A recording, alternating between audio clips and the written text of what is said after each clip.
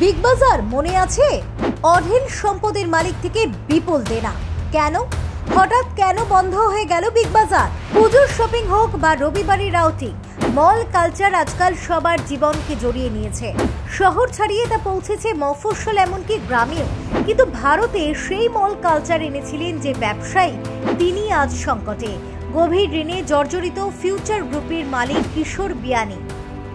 1980-এর দশকে নতুন কোনো ব্যবসা করার কথা ভাবতে শুরু করেন যুবক কিশোর বিয়ানী। সেই সময় মার্কিন যুক্তরাষ্ট্রে জিন্স খুব জনপ্রিয় ছিল। ভারতে ধীরে ধীরে জিন্সের জনপ্রিয়তা বাড়ছে, তাই দেখে স্টোন ওয়াশ ডেনিম কাপড় বিক্রি করা শুরু করেন কিশোর বিয়ানী। এরপরে সেখানে সাফল্যের পর তিনি রিটেল ব্যবসা শুরু করেন। 1987 সালে মেন্স প্রাইভেট লিমিটেড নামের একটি কোম্পানি শুরু করেন তিনি। 1991 সালে সেটির নাম পরিবর্তন করে প্যান্টালুন ফ্যাশন ইন্ডিয়া লিমিটেড করা হয় এবং 1994 সালে সারা দেশে প্যান্টালুনস দোকান খোলা শুরু হয়। এরপর 2002 সালে বিদেশের মতো ভারতের মাটিতেও বিগ বাজার তৈরি শুরু করেন ফিউচার গ্রুপ। দেশের সবচেয়ে ধনী ব্যক্তিদের তালিকায় একসময় কিশোর বিয়ানীর নাম ছিল, কিন্তু সেসব এখন অতীত। কিন্তু কেন এমন পরিস্থিতি হলো? মল চলে মূলত দোকান, ফ্লোর স্পেস লিজ ভাড়া নিয়ে।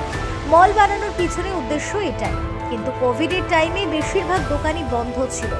অবস্থা এমনই হয় যে বহু দোকান তাদের মাসিক ভাড়া বা লিজের অঙ্ক দিতে পারছিল না। ফলে স্বাভাবিকভাবেই ফিউচার গ্রুপ বড়সড় আর্থিক লোকসানের সম্মুখীন হয়।